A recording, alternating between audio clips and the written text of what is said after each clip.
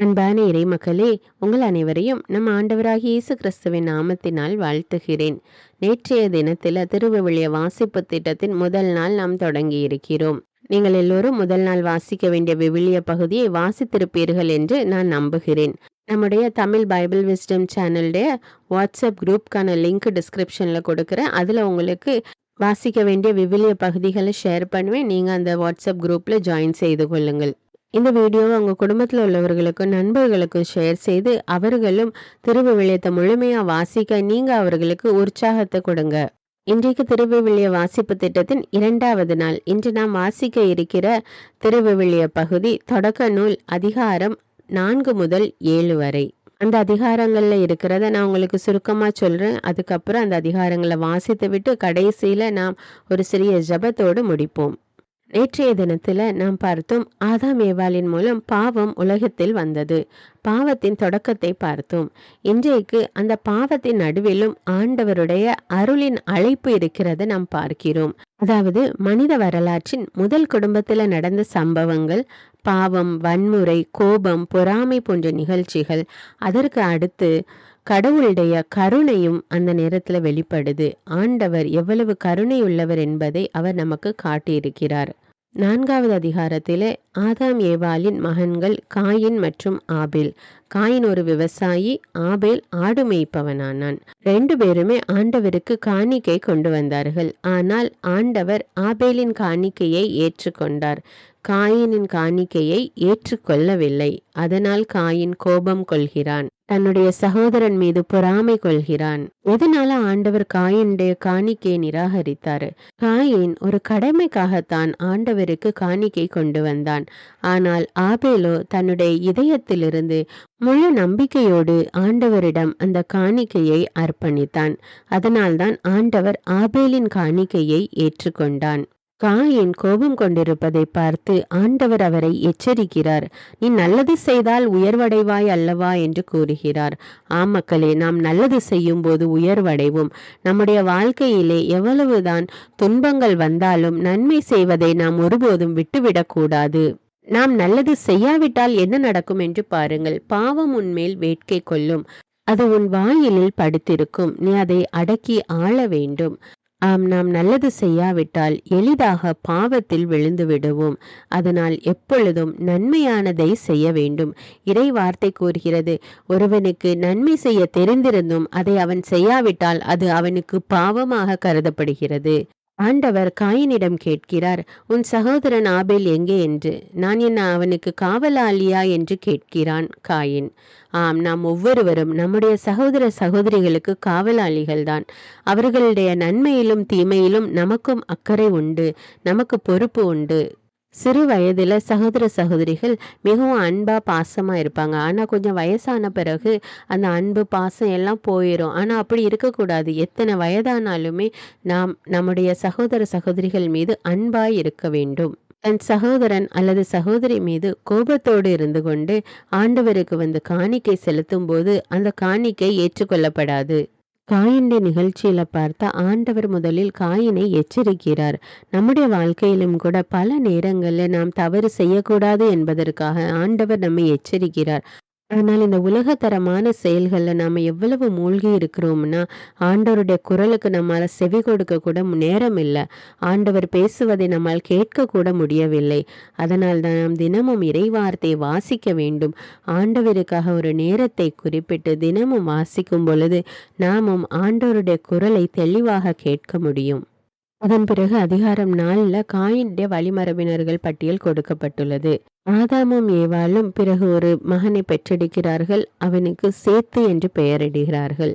அதிகாரம் 5ல் ஆதாமுடைய வழிமரபினர்களின் பட்டியல் கொடுக்கப்பட்டுள்ளது. சேத்தின் வழிமரபில் வந்த ஏனோக்கு ஆண்டவரோடு நடந்தார். அதாவது அவர் ஆண்டவரோடு பேசி அவருடைய காரியங்களிலே எப்பொழுதும் ஈடுபட்டிருந்தார். 365 ஆண்டுகள் அவர் இந்த பூமியில் வாழ்ந்தார். அதன் பிறகு ஆண்டவர் அவரை பரலோகத்திற்கு எடுத்துக்கொண்டார். அவர் மரிக்கவில்லை, மரிக்காமல் விண்ணகத்துக்கு எடுத்து கொள்ளப்பட்டார். சேத்தின் வழிவந்த மெத்துசெலாவின் மகன்தான் ஏனோக்கு. இந்த மெத்துசெலா தான் இந்த உலகத்திலே அதிக ஆண்டுகள் உயிரோடு வாழ்ந்தவர். 969 ஆண்டுகள் அவர் உயிரோடு வாழ்ந்தார். தொடக்க நூல் 6வது அதிகாரத்துல இந்த உலகத்துல பாவம் பெருகி கொண்டு வருகிறதை ஆண்டவர் பார்த்தார். தொடக்கத்திலிருந்தே மனிதருடைய உள்ளம் தீமையை தான் நினைத்து கொண்டிருக்கிறது, தீமையை தான் உருவாக்கி கொண்டிருக்கிறது என்று பார்த்து மனிதனை உருவாக்கியதற்காக ஆண்டவர் மனம் வருந்தினார். அப்பொழுது ஆண்டவர் நோவாவை பார்த்தார். நோவா நேர்மையாளராகவும் குற்றமற்றவராகவும் இருந்தார். நோவா கடவுளோடு இருந்தார். அப்பொழுது ஆண்டவர் நோவாவின் மீதும் அவருடைய குடும்பத்தார் மீதும் கருணை கொண்டார். இந்த உலகத்தில் பாவம் பெருகிவிட்டதால் அதை அழிக்க வேண்டும் என்று முடிவெடுத்த ஆண்டவர் நோவாவையும் அவருடைய குடும்பத்தாரை மட்டும் வெள்ளத்திலிருந்து பாதுகாத்தார். ஆண்டவர் நோவாவை பார்த்து ஒரு பேழை கட்டும்படி சொல்லுகிறார். அவரும் ஆண்டவருடைய வார்த்தைக்கு கீழ்ப்படிந்து பேழையை கட்டுகிறார். 7ஆம் அதிகாரத்தில் தக்க விலங்குகளிலிருந்து 6 ஜோடியும் தகாத விலங்குகளிலிருந்து 1 ஜோடியுமாக பேழைக்குள் போக செய்தார். மேலும் நோவா, அவருடைய மனைவி, அவருடைய 3 குமாரர்கள், அவர்களுடைய மனைவியர் ஆகிய 8 பேரையும் பேழைக்குள் போக செய்து கதவை அடைத்தார். அதன் பிறகு 40 பகலும் 40 இரவும் பூமியின் மேல் மழை பெய்தது. உயிருள்ள அனைத்து வகையான மிருகங்களும் மனிதர்களும் மாண்டனர். 150 நாட்களாக பூமியின் மேல் வெள்ளம் பாய்ந்து கொண்டிருந்தது. இதோடு அதிகாரம் 7 முடிவடைகிறது. ஆண்டவர் மனிதருடைய பாவம் பெருகியதால் கோபம் கொண்டிருந்தாலும் கடவுளுக்கு கீழ்ப்படிந்து நடந்த நோவாவையும் அவருடைய குடும்பத்தாரையும் கருணை கண்கொண்டு நோக்கினார். அவர்களை அவர் காப்பாற்றினார். நாமும் கூட நேர்மையாளராக கடவுளுக்கு உகந்த பிள்ளைகளாக வாழும்போது ஆண்டவர் நம்மையும் காப்பாற்றுவார். பெரு வெள்ளத்திலிருந்து, இந்த உலகையே அழித்த அந்த பெரு வெள்ளத்திலிருந்து நோவாவையும் அவருடைய குடும்பத்தையும் காப்பாற்றிய தேவன் நம்மையும் நம்முடைய குடும்பத்தாரையும் கண்டிப்பாக காப்பாற்றுவார். அதற்கு நாம் நேர்மையாளராக இருக்க வேண்டும், கடவுளுக்கு உகந்த பிள்ளைகளாக வாழ வேண்டும். நம்முடைய உள்ளத்திலே தேவையற்ற கோபம், பொறாமை, தீய சிந்தனைகள், தீய செயல்கள் எல்லாவற்றையும் அகற்றி நேர்மையுள்ள மக்களாக, கடவுள் மீது அன்புள்ள பிள்ளைகளாக, முழு இதயத்தோடு ஆண்டவரை நேசிக்கக்கூடிய பிள்ளைகளாக மாறுவோம். ஆண்டவர் நம்மை நிறைவாக ஆசீர்வதிப்பார். இப்பொழுது நாம் தொடக்க நூல் அதிகாரம் 4 முதல் 7 வரை வாசித்துவிட்டு அதன் பிறகு ஒரு சிறிய ஜெபத்துடன் முடிப்போம். தொடக்க நூல் அதிகாரம் 4. காயினும் ஆபேலும். ஆதாம் தன் மனைவி ஏவாளுடன் கூடி வாழ்ந்தான். அவள் கருவுற்று காயினை பெற்றெடுத்தாள். அவள், ஆண்டவர் அருளால் ஆண்மகன் ஒருவனை நான் பெற்றுள்ளேன் என்றாள். பின்பு அவள் அவன் சகோதரன் ஆபேலை பெற்றெடுத்தாள். ஆபேல் ஆடு மேய்ப்பவன் ஆனான். காயின் நிலத்தை பண்படுத்துபவன் ஆனான். சில நாள்கள் சென்றன. காயின் நிலத்தில் பலனிலிருந்து ஆண்டவருக்கு காணிக்கை கொண்டு வந்தான். ஆபேலும் தன் மந்தையிலிருந்து கொழுத்த தலையீறுகளை கொண்டு வந்தான். ஆண்டவர் ஆபேலையும் அவன் காணிக்கையையும் கனிவுடன் கண்ணோக்கினார். ஆனால் காயினையும் அவன் காணிக்கையையும் அவர் கனிவுடன் கண்ணோக்கவில்லை. ஆகவே காயின் கடும் சினமுற்றான். அவன் முகம் வாடியது. ஆகவே ஆண்டவர் காயினிடம், நீ ஏன் சினமுற்றிருக்கிறாய்? உன் முகம் வாடியிருப்பது ஏன்? நீ நல்லது செய்தால் உயர்வடைவாய் அல்லவா? நீ நல்லது செய்யாவிட்டால் பாவம் உன்மேல் வேட்கை கொண்டு உன் வாயிலில் படுத்திருக்கும். நீ அதை அடக்கி ஆள வேண்டும் என்றார். காயின் தன் சகோதரன் ஆபேலிடம், நாம் வயல்வெளிக்கு போவோம் என்றான். அவர்கள் வெளியில் இருந்த பொழுது காயின் தன் சகோதரன் ஆபேலின் மேல் பாய்ந்து அவனை கொன்றான். ஆண்டவர் காயினிடம், உன் சகோதரன் ஆபேல் எங்கே என்று கேட்டார். அதற்கு அவன், எனக்கு தெரியாது, நான் என்ன என் சகோதரனுக்கு காவலாளியோ என்றான். அதற்கு ஆண்டவர், நீ என்ன செய்துவிட்டாய்? உன் சகோதரனின் இரத்தத்தின் குரல் மண்ணிலிருந்து என்னை நோக்கி கதறி கொண்டிருக்கிறது. இப்பொழுது உன் கைகள் சிந்திய உன் சகோதரனின் இரத்தத்தை தன் வாய் திறந்து குடித்த மண்ணை முன்னிட்டு நீ சபிக்கப்பட்டிருக்கின்றாய். நீ மண்ணில் பயிரிடும் பொழுது அது இனிமேல் உனக்கு பலன் தராது. மண்ணுலகில் நீ நாடோடியாக அலைந்து திரிவாய் என்றார். காயின் ஆண்டவரிடம், எனக்கு கொடுக்கப்பட்ட தண்டனை என்னால் தாங்க முடியாததாக இருக்கின்றது. இன்று நீர் என்னை இம்மண்ணிலிருந்து துரத்தி இருக்கின்றீர். உமது முன்னிலையில் நின்று நான் மறைக்கப்பட்டுள்ளேன். மண்ணுலகில் நான் நாடோடியாக அலைந்து திரிய வேண்டியுள்ளது. என்னை காண்கின்ற எவனும் என்னை கொல்வானே என்றான். ஆண்டவர் அவனிடம், அப்படி அன்று, காயினை கொல்கின்ற எவனும் 7 முறை பழிவாங்கப்படுவான் என்று சொல்லி, காயினை கண்டுபிடிக்கும் எவனும் அவனை கொல்லாமல் இருக்க ஆண்டவர் அவன் மேல் ஒரு அடையாளமிட்டார். பின்னர் காயின் ஆண்டவர் திருமுன்னை விட்டு சென்று ஏதேனுக்கு கிழக்கே இருந்த நோது நாட்டில் குடியேறினான். காயினின் வழிமரபினர். காயின் தன் மனைவியுடன் கூடி வாழ அவளும் கருவுற்று ஏனோக்கை பெற்றெடுத்தாள்.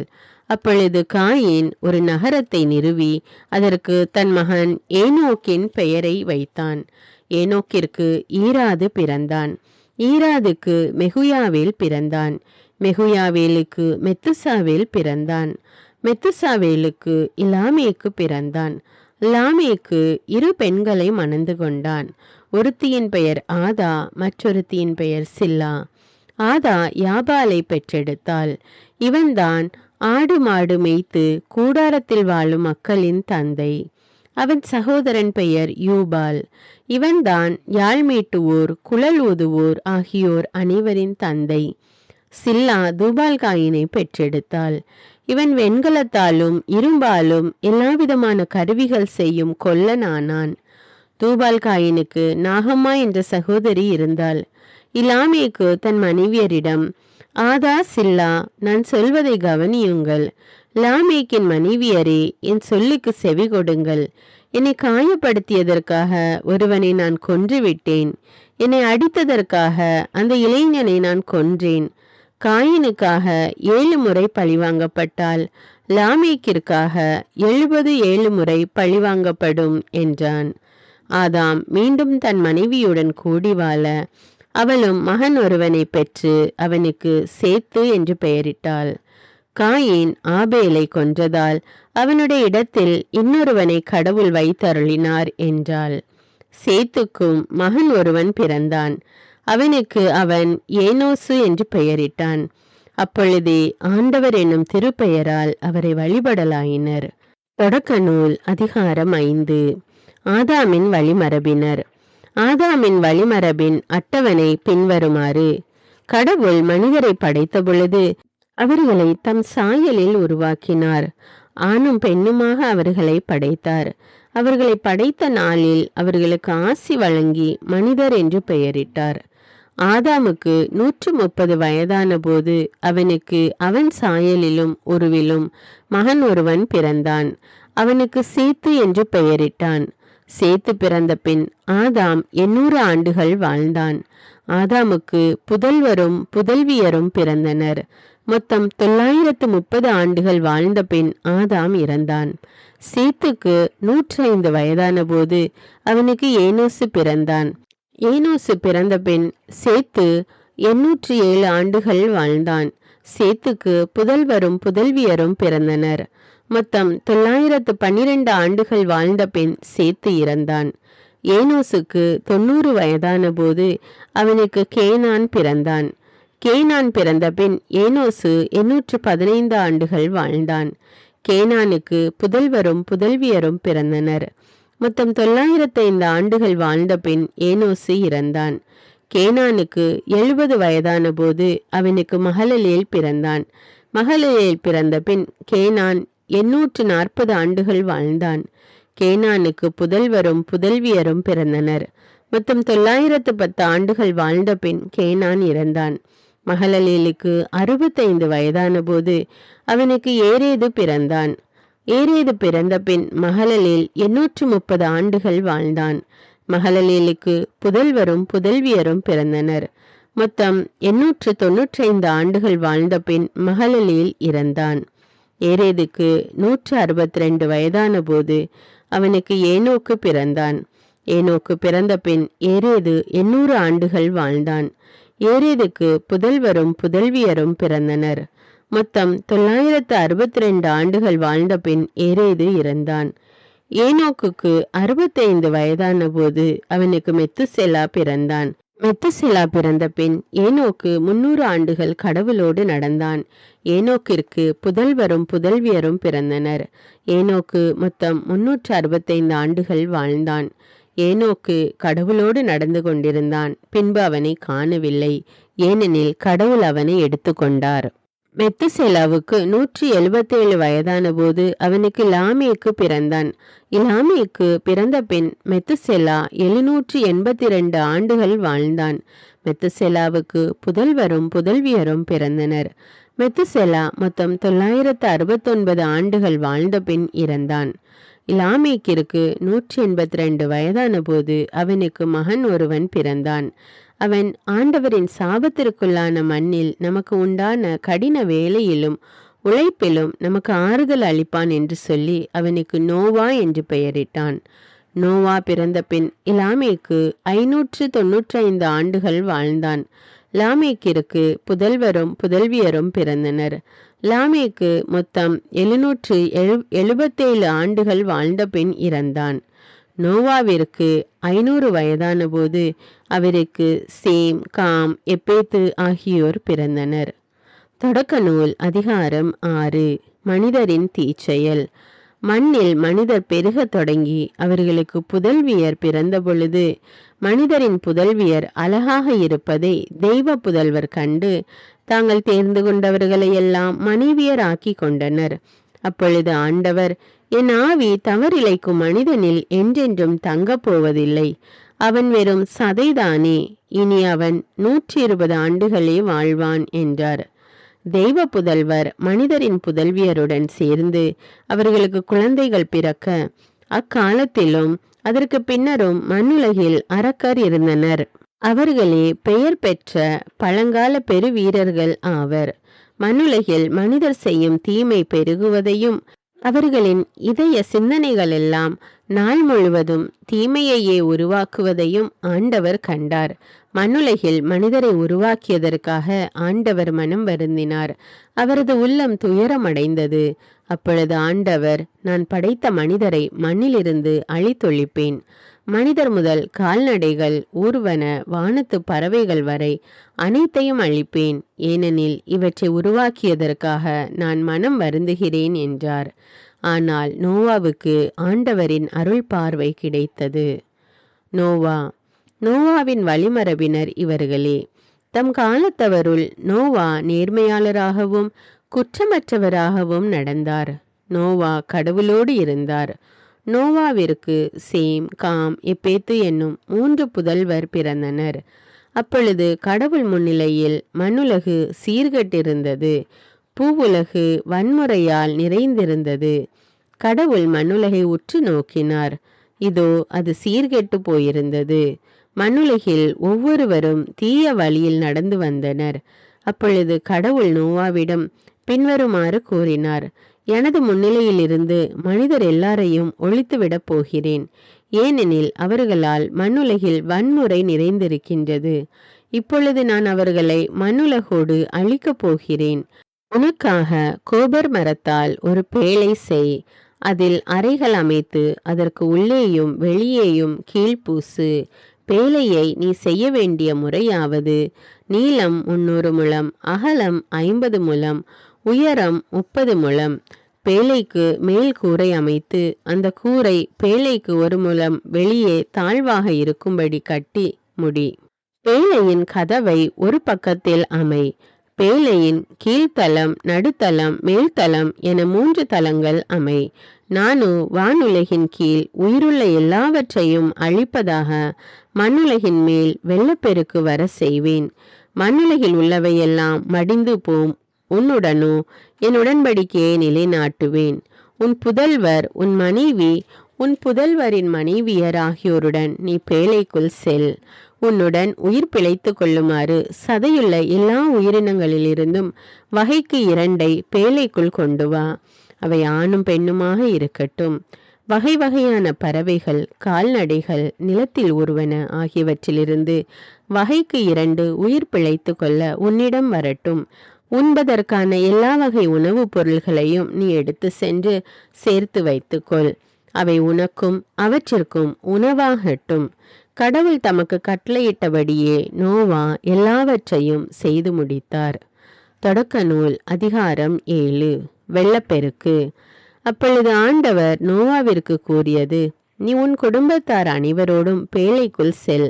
ஏனெனில் இத்தலைமுறையில் உன்னையே நான் நேர்மையானவனாக காண்கிறேன். தக்க விலங்குகள் எல்லாவற்றிலிருந்தும் ஆணும் பெண்ணுமாக 7 ஜோடிகளையும், தகாத விலங்குகளிலிருந்து ஆணும் பெண்ணுமாக 1 ஜோடியையும், வானத்து பறவைகளிலிருந்து ஆணும் பெண்ணுமாக 7 ஜோடிகளையும், மண்ணுலகெங்கும் அவற்றின் இனங்கள் உயிர் பிழைத்துக் கொள்வதற்காக உன்னுடன் சேர்த்துக்கொள். ஏனெனில் இன்னும் 7 நாள்களில் மண்ணுலகின் மேல் 40 பகலும் 40 இரவும் நான் மழை பெய்விக்கப் போகிறேன். நான் உருவாக்கிய உயிரினங்களை எல்லாம் இந்த நிலத்திலிருந்து அழித்தொழிப்பேன். ஆண்டவர் கட்டளையிட்டபடியே நோவா எல்லாவற்றையும் செய்தார். மண்ணுலகில் வெள்ளப்பெருக்கு ஏற்பட்ட போது நோவாவிற்கு வயது 600. வெள்ளப்பெருக்கிலிருந்து தப்புவதற்காக நோவா தம் புதல்வர், மனைவி, புதல்வரின் மனைவியர் ஆகியோருடன் பேழைக்குள் சென்றார். தக்க விலங்குகள், தகாத விலங்குகள், பறவைகள், நிலத்தில் ஊர்வன அனைத்தும் ஜோடி ஜோடியாக ஆணும் பெண்ணுமாக நோவாவுடன் கடவுள் அவருக்கு கட்டளையிட்டபடி பேழைக்குள் சென்றன. 7 நாள்களுக்கு பின் மண்ணுலகில் வெள்ளப்பெருக்கு ஏற்பட்டது. நோவாவின் வாழ்க்கையின் 600ஆம் ஆண்டின் 2ஆம் மாதத்தில் 17ஆம் நாளன்று பேராளத்தின் ஊற்றுகள் எல்லாம் பீரிட்டெழுந்தன. வானங்களின் மதகுகள் திறக்கப்பட்டன. 40 பகலும் 40 இரவும் மண்ணுலகில் பெருமழை பெய்தது. நோவா தம் புதல்வர் சேம், காம், எப்பேத்து, தம் மனைவி, தம் புதல்வர் மூவரின் மனைவியர் ஆகியோருடன் அன்றே பேழைக்குள் நுழைந்தார். அவர்களும் அவர்களுடன் எல்லா வகை காட்டு விலங்குகளும், கால்நடைகளும், நிலத்தில் ஊர்வனவும், பறவைகளும், இறக்கையுள்ள யாவும், உயிருள்ள அனைத்தும் ஜோடி ஜோடியாக நோவாவிடம் பேழைக்குள் சென்றன. கடவுள் அவருக்கு கட்டளையிட்டபடி உள்ளே சென்றவையெல்லாம் ஒவ்வொரு உயிரினத்திலும் ஆணும் பெண்ணுமாக உள்ளே சென்றன. அதன் பின் ஆண்டவர் அவரை உள்ளே விட்டு கதவை மூடினார். 40 நாள்களாக பெருவெள்ளம் மண்ணுலகில் வந்து கொண்டிருந்தது. வெள்ளம் பெருக்கெடுத்து பேழையை தூக்க அது நிலத்திலிருந்து உயர்ந்து எழுந்து மண்ணுலகின் மேல் வெள்ளம் பாய்ந்து மிகுதியாக பெருக்கெடுக்க பேழை நீரின் மேல் மிதந்தது. மண்ணுலகில் வெள்ளம் பாய்ந்து பெருக பெருக வானத்தின் கீழெங்கும் இருந்த உயர்ந்த மலைகளெல்லாம் நீரில் மூழ்கின. மூழ்கிய மலைகளுக்கு மேல் நீர்மட்டம் 15 முழம் உயர்ந்திருந்தன. நிலத்தில் ஊர்வன, பறவைகள், கால்நடைகள், காட்டு விலங்குகள், நிலத்தில் தவழ்வன, மனிதர் அனைவர் ஆகிய சதையுள்ள உயிரினங்கள் அனைத்தும் ஆண்டன. தரையில் வாழ்ந்தவற்றில் நாசியால் மூச்சுவிடும் அனைத்தும் செத்து போயின.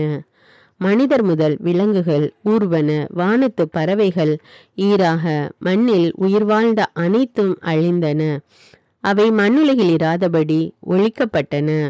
நோவாவும் அவருடன் பேழையில் இருந்தவர்களுமே எஞ்சியிருந்தனர். 150 நாள்களாக மண்ணுலகில் வெள்ளம் பாய்ந்து பெருகிற்று. இப்பொழுது உங்களுக்கு இன்னும் தெளிவாக புரிந்திருக்கும் என்று நான் நம்புகிறேன். நீங்கள் புரிந்து கொண்டதை எனக்கு கமெண்ட்ஸில் தெரியப்படுத்துங்கள். அல்லது உங்களுடைய உள்ளத்தில் வேறு ஏதாவது கேள்விகள் இருந்தாலும் அதை கமெண்ட்ஸில் தெரியப்படுத்துங்க. அதுக்கு நான் ஆன்சர் பண்ண ட்ரை பண்ணுறேன். இப்பொழுது ஜெபிப்போமா? அன்பின் பரலோக பிதாவே, வானங்களுக்கு மேலாக உயர்ந்திருக்கிற எங்கள் வல்லமையுள்ள தேவனே, உம்மை ஆராதிக்கிறோம், உம்மை போற்றுகிறோம், உம்மை புகழ்கிறோம், உமக்கு நன்றி கூறுகிறோம் அப்பா. இந்த நேரத்திலே இறை வார்த்தை வாசித்து தியானிக்க நீர் எங்களுக்கு கொடுத்திருக்கிற வாய்ப்புக்காக நன்றி தேவனே. இந்த திருவவிலிய வாசிப்பு திட்டத்தை தொடங்கி இருக்கிறோம் அப்பா. இதை முழுமையாக வெற்றிகரமாக செய்ய எங்களுக்கு உறுதுணையாக இரும் அப்பா. எங்களோடு இருந்து எங்களை வழி நடத்தும் அப்பா. எத்தனை தடங்கள் வந்தாலும் நாங்கள் இதிலிருந்து தவறாமல் தொடர்ந்து தினமும் இறைவார்த்தை வாசித்து தியானிக்க எங்களுக்கு உம்முடைய ஆவியானவரின் வல்லமையை தாரும் அப்பா. ஆவியானவரின் துணையை கொடும் தேவனே. எங்கள் ஒவ்வொருவரையும் உடைய பரிசுத்த ஆவியினால நிரப்பும் அப்பா. நல்லாயனாகிய இயேசு கிறிஸ்துவே, எங்களுக்கு வழிகாட்டியான தேவனே, எங்களுக்காக இந்த பூமியிலே வந்து பாடுகளை பட்டு மரித்து உயிர்த்த ஆண்டவரே, உம்மை போற்றி புகழ்ந்து ஆராதிக்கிறோம். இன்னும் அநேக மக்கள் இந்த திருவிவிலிய வாசிப்பு திட்டத்தில் இணைந்து ஜெபிக்க, இறைவார்த்தை வாசிக்க, அதை புரிந்து கொள்ள, அதை வாழ்வாக்க உதவி செய்யும் அப்பா. ஒரு குடும்பமாக நாங்கள் இணைந்து இந்த புதிய முயற்சியை எடுத்திருக்கிறோம் அப்பா. உம்முடைய கரம் எங்களோடு இருந்து எங்களை வழி நடத்தட்டும் அப்பா. காயினை போல பொறாமை உள்ளவர்களாக, கோபப்படுகிறவர்களாக இல்லாமல் நோவாவை போல நேர்மையுள்ளவர்களாகவும், ஆண்டவர் மீது அன்புள்ளவர்களாகவும், அவருடைய வார்த்தைக்கு கீழ்ப்படுகிற மக்களாகவும் வாழ எங்களை ஒப்பு கொடுக்கிறோம் அப்பா. எங்களை கைதூக்கி வழி நடத்தும் அப்பா. எங்களை ரட்சியும் தேவனே. உம்முடைய பிரசன்னம் எப்பொழுது எங்களோடு கூட இருக்கட்டும் அப்பா. எல்லா துதிகன மகிமை உமக்கே செலுத்துகிறேன். இயேசுவின் இன்ப நாமத்தில் ஜெபிக்கிறேன். ஆமீன். அன்பான இறை மக்களே, இன்னும் அநேக மக்கள் இந்த இறை வார்த்தையை வாசித்து இதனுடைய அர்த்தத்தை புரிந்து பயன்பெற இந்த வீடியோவை மற்றவர்களுக்கு ஷேர் பண்ணுங்க. மேலும் அன்றாட ஜெபங்களை தவறாமல் கேட்க தமிழ் பைபிள் விஸ்டம் சேனலை சப்ஸ்கிரைப் செய்து கொள்ளுங்கள். உங்களுடைய கருத்துக்களை எனக்கு கமெண்ட் செய்யுங்க. அப்பொழுதுதான் உங்களுக்கு இந்த வீடியோ பயனுள்ளதா இருக்கா இல்லையா என்பதை நான் புரிந்து கொள்ள முடியும். நன்றி.